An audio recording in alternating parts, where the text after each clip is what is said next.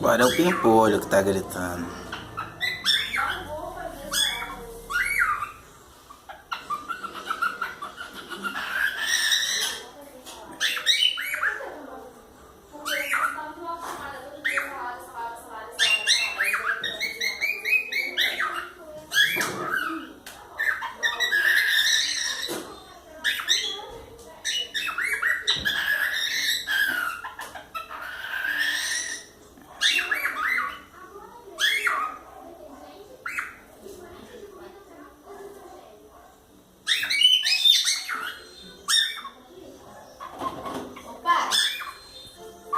Que?